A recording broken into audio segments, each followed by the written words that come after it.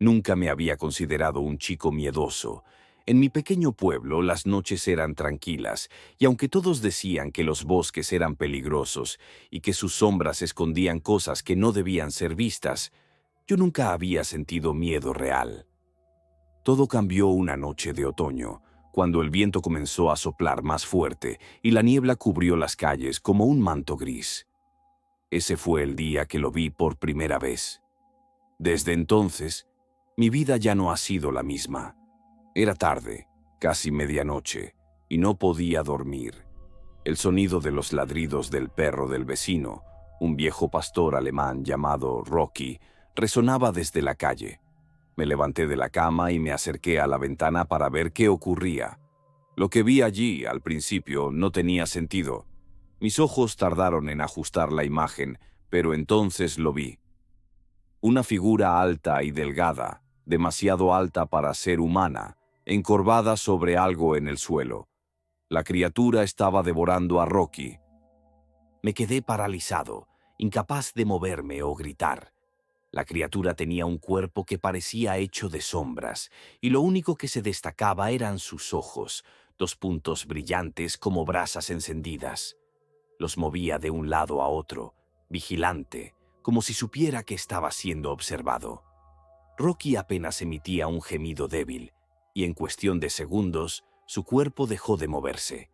La criatura lo devoraba con una ferocidad que nunca había visto. Yo sentía que mi corazón iba a estallar. Intenté apartar la vista, pero no podía. La criatura levantó la cabeza y me miró directamente. No había boca ni nariz, solo esos ojos brillantes que parecían atravesarme. Fue como si me estuviera mirando no solo a mí, sino dentro de mí, como si pudiera ver mis pensamientos y mis miedos. Esa mirada me dejó clavado al suelo. No sé cuánto tiempo pasó, pero, de repente, la criatura se desvaneció en la niebla, como si nunca hubiera estado allí. Esa noche no pude dormir.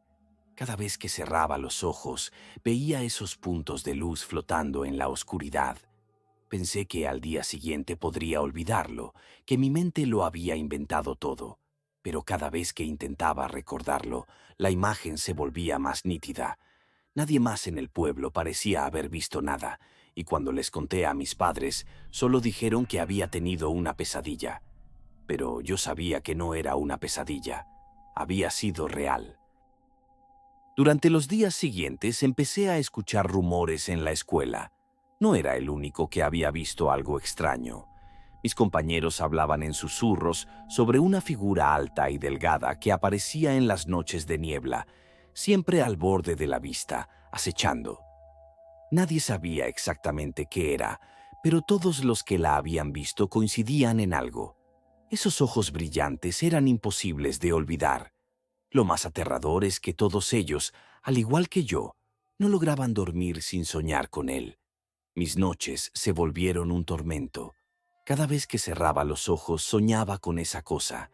En mis sueños lo veía acechando fuera de mi ventana, mirándome mientras dormía, esperando pacientemente. A veces me veía a mí mismo corriendo por un bosque oscuro, sintiendo su presencia detrás de mí, pero sin atreverme a mirar atrás. Otras veces, simplemente estaba parado en mi habitación, observándome desde un rincón oscuro. No importaba lo mucho que intentara despertar, sus ojos seguían ahí, clavados en mi mente.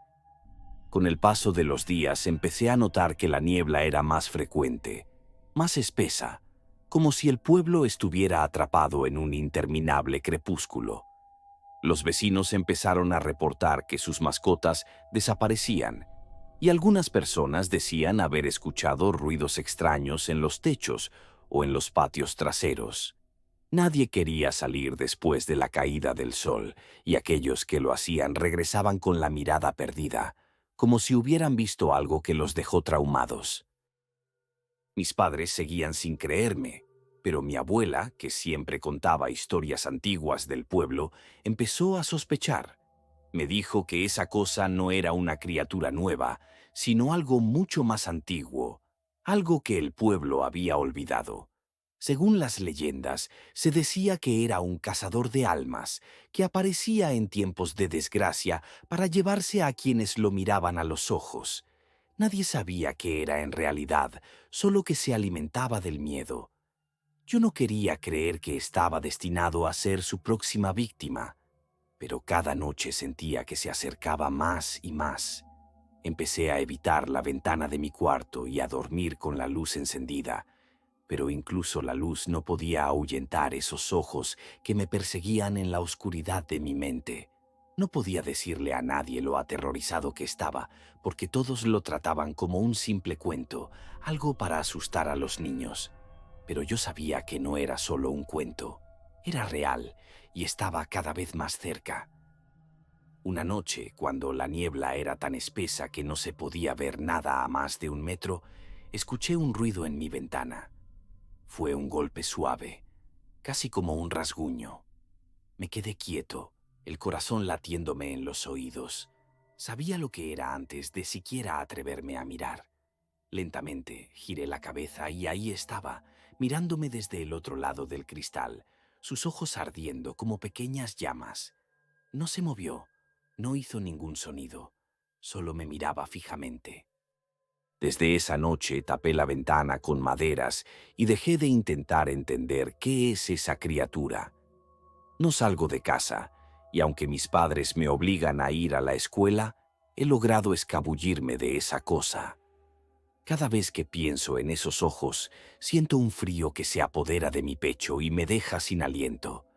No sé si algún día desaparecerá, si la niebla se levantará y el pueblo podrá olvidar. Pero, mientras tanto, yo sigo soñando con él, sabiendo que, en algún lugar de la oscura noche, lo que sea que es esa cosa, está esperando, acechándonos, sediento de almas.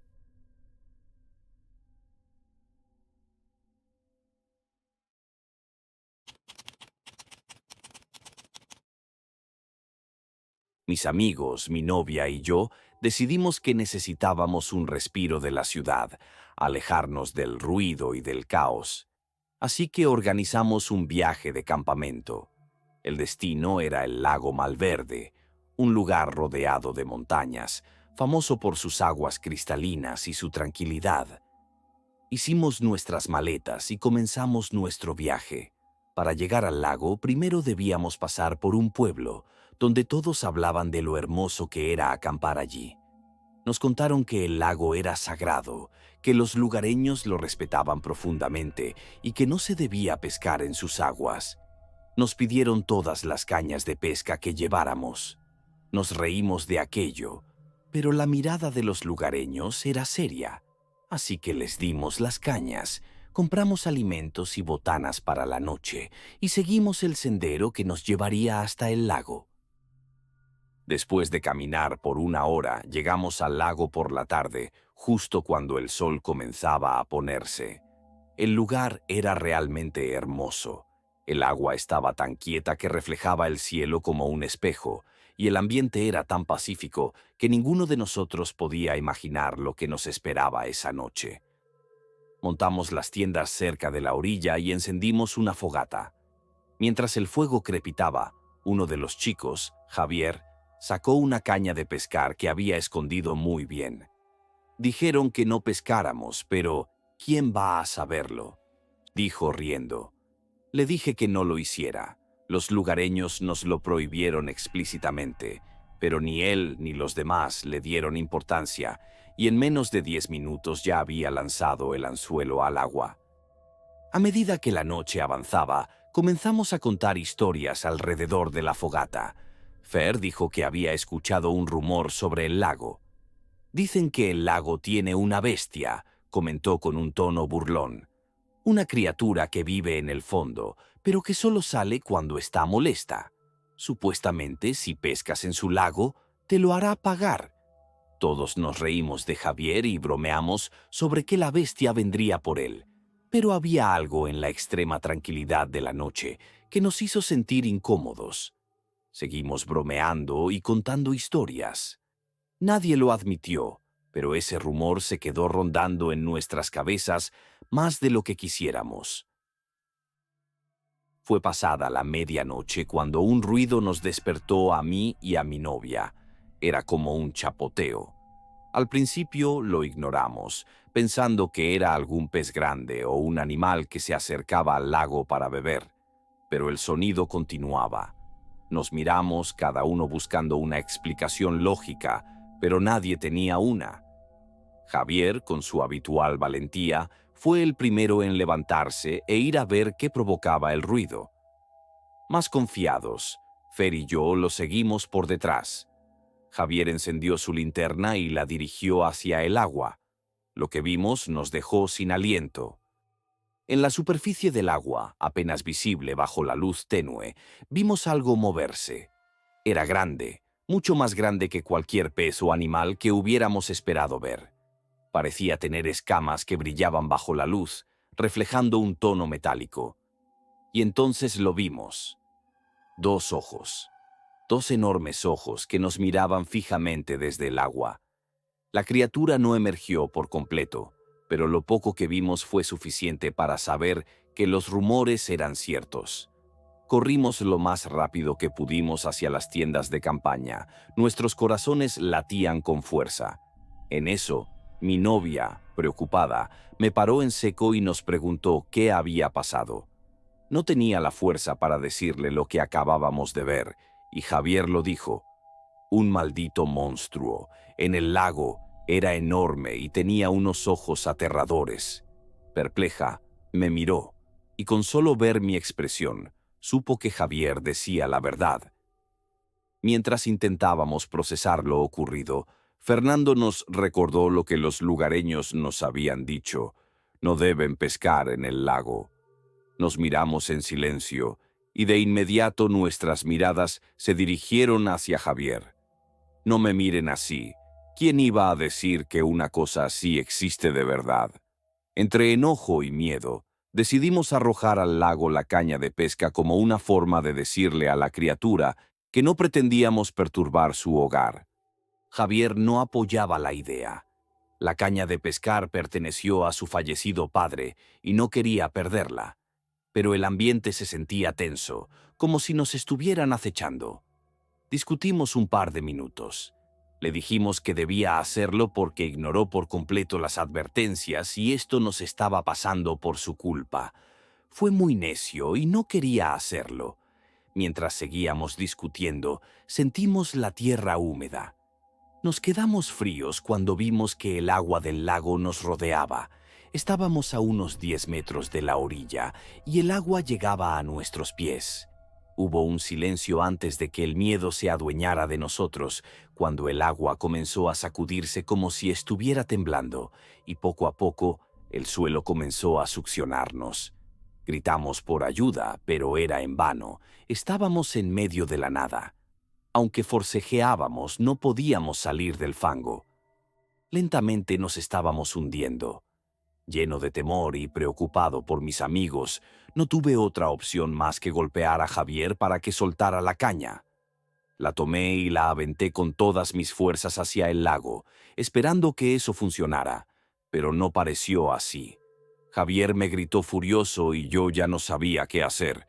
Nuestra muerte era inevitable. Milagrosamente despertamos al amanecer. De un momento a otro habíamos quedado inconscientes, pero todo parecía normal. Todo estaba en su lugar. El lago ya no se extendía hasta nosotros y ya no estábamos hundidos en la tierra. Al parecer, el plan había funcionado. Rápidamente nos apresuramos a empacar nuestras cosas y regresar al pueblo. Mientras lo hacíamos, un viejo lugareño nos observaba desde la distancia. Se acercó lentamente, con una expresión de preocupación en su rostro. «Les advertí que no pescaran», murmuró. Al principio no queríamos hablar de lo que habíamos vivido, pero algo en él nos hizo contárselo todo. El hombre escuchó en silencio, y luego nos contó una historia que nos heló la sangre. «Eso que vieron», dijo, «es la bestia del lago.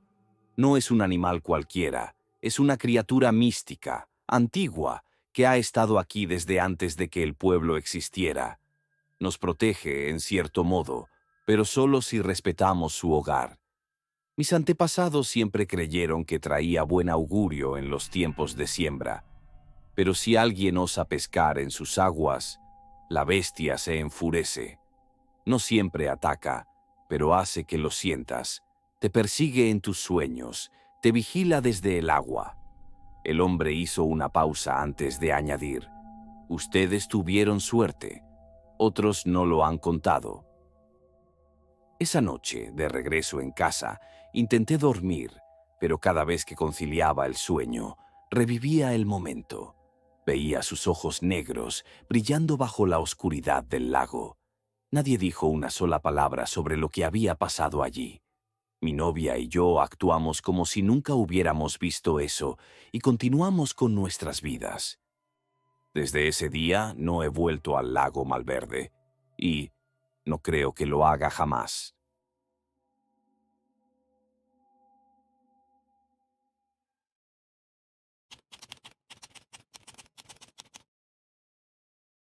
Las primeras desapariciones del ganado no levantaron demasiada preocupación en la aldea. Después de todo, vivíamos rodeados de bosques densos y, aunque raro, a veces los lobos bajaban de las montañas. Los granjeros pensaron que era solo cuestión de reforzar los cercados y mantener la vigilancia. Pero cuando los animales continuaron desapareciendo uno tras otro, algo cambió en el ambiente de la aldea. Fue una noche de luna nueva cuando don Mateo fue el primero en verlo. La niebla cubría los campos y el aire estaba cargado de un silencio inusual. Don Mateo se había quedado despierto, decidido a proteger a sus ovejas después de haber perdido 3 en la última semana. A la distancia, en la penumbra, vio una sombra moverse entre los árboles. Al principio pensó que era solo una ilusión, pero luego la sombra se hizo más clara. Era un lobo, pero no cualquier lobo. Era un lobo negro como la noche misma, tan grande que parecía alcanzar la altura de los árboles y se movía sin hacer el menor ruido. Mateo no pudo hacer nada más que observar, paralizado por el miedo, mientras la criatura se acercaba al cercado y sin esfuerzo alguno se llevaba una de sus ovejas. Fue rápido, casi como si la oveja hubiera desaparecido en el aire, y el lobo se desvaneció en la oscuridad antes de que Mateo pudiera siquiera reaccionar. Al día siguiente, cuando contó su experiencia a los vecinos, muchos se rieron, diciendo que había sido un simple sueño. Los rumores comenzaron a extenderse rápidamente. Algunos decían que el lobo era un espíritu vengativo, algo que había sido despertado, un guardián de los bosques enfurecido por la expansión de los campos y el abuso de la tierra. Otros creían que se trataba de una maldición, una consecuencia de algo terrible que alguien en la aldea había hecho y que ahora nos perseguía a todos. Las conversaciones al anochecer estaban cargadas de temor y nadie se atrevía a mencionar al lobo sin bajar la voz, como si el simple hecho de hablar de él pudiera atraerlo. Una noche, María, la hija de uno de los granjeros, juró haber visto al lobo desde su ventana. Decía que el animal había pasado tan cerca que pudo ver sus ojos, 2 puntos rojos, brillantes, llenos de una sensación fría y aterradora. Esos ojos parecían verla a través del cristal, como si pudiera sentir su miedo, y luego se desvanecieron en el aire. María estuvo en cama durante días, aterrorizada, incapaz de dormir, y todos en la aldea sabían que algo más estaba ocurriendo. Aquello no era un lobo común, era algo más perturbador. Los hombres de la aldea, desesperados por proteger lo poco que les quedaba, se organizaron una noche para patrullar los campos. Armados con linternas y escopetas, formaron grupos y se desplegaron alrededor de las granjas. Las horas pasaban lentas, el frío calaba hasta los huesos y el silencio se hacía cada vez más pesado. Y entonces, en la oscuridad, se escuchó un aullido, un sonido que no parecía provenir de un animal, sino de algo más, como un lamento. Algunos hombres juraron sentir cómo el suelo temblaba bajo sus pies cuando el aullido resonó. Lo que sucedió después fue un caos. Las linternas comenzaron a parpadear y el viento sopló con una fuerza brutal que parecía arrancar los árboles de raíz. Algunos vieron la silueta del lobo, moviéndose entre los árboles, siempre fuera del alcance de la luz, sin hacer el más mínimo ruido. A pesar de estar rodeado por los hombres, el lobo se escabullía sin esfuerzo, su figura oscura deslizándose entre los árboles como un fantasma. Varias ovejas y reses fueron encontradas muertas al amanecer, y los hombres, agotados y derrotados, supieron entonces que no había nada que pudieran hacer contra aquello.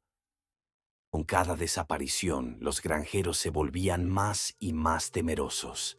Las puertas se cerraban antes de la caída del sol, y nadie se atrevía a salir una vez que la noche cubría la aldea. Los rumores comenzaron a tomar una forma más aterradora. Algunos aseguraban que habían visto al lobo transformarse, cambiar de forma antes de desaparecer. Otros afirmaban que, por la noche, habían visto una figura humana caminar hacia el bosque, solo para escuchar el aullido del lobo segundos después. ¿Era un hombre que se transformaba en lobo o un lobo que podía tomar la forma de un hombre? Nadie sabía la respuesta, pero el miedo era real y crecía cada día. La aldea, antes un lugar tranquilo, se convirtió en un sitio lleno de incertidumbre y desconfianza. Los vecinos comenzaron a sospechar unos de otros. Tal vez el lobo solo está aquí por culpa de alguien, murmuraban. Tal vez alguien lo trajo. Y aunque nadie tenía pruebas, el aire se llenó de acusaciones veladas y miradas sospechosas. Los niños ya no jugaban fuera, y la vida misma parecía haberse detenido, atrapada en la sombra de una criatura que nadie podía ver claramente, pero cuyo peso se sentía constantemente. Una noche, el anciano del pueblo, don Gregorio, decidió hablar. Reunió a la gente en la pequeña iglesia y les contó lo que sus abuelos le habían contado a él. Mis abuelos me contaban esta historia, pero yo nunca les creí, hasta ahora. El lobo no es un animal, sino un guardián. Hace varios años, en un intento de mis antepasados por proteger el bosque de una empresa minera, hicieron un pacto con el diablo para que éste les ayudara a protegerse y proteger sus tierras. Fue así como surgió de la tierra misma el lobo. Esta criatura logró ahuyentar a los trabajadores y a la gente adinerada. Desde entonces no se había visto, pero la constante tala de árboles y la extensión de las granjas lo han despertado y ha venido a cumplir su tarea otra vez. No podemos cazarlo, no podemos matarlo, porque no es de carne y hueso. Lo único que podemos hacer es rescatar lo que nos queda y esperar que el lobo nos deje en paz. Después de esa noche, los hombres guardaron sus escopetas y las familias hicieron ofrendas en el límite del bosque, dejando alimentos y pequeños objetos en señal de respeto. No hubo más intentos de cazar al lobo y poco a poco las desapariciones cesaron, pero el lobo nunca se fue del todo. De vez en cuando, en las noches más oscuras, alguien juraba escuchar el suave crujido de las hojas o ver una sombra pasar entre los árboles. Era como si el lobo estuviera ahí, vigilando, asegurándose de que recordáramos que el bosque tenía sus propias reglas, reglas que no debían romperse. La aldea poco a poco aprendió a vivir con el lobo. Dejaron de verlo como una amenaza y comenzaron a venerarlo, pues no estaba allí para hacerles daño. Y así, en la oscuridad del bosque, el lobo siguió acechando, un guardián silencioso de un orden mucho más antiguo que cualquier cosa que nosotros pudiéramos comprender.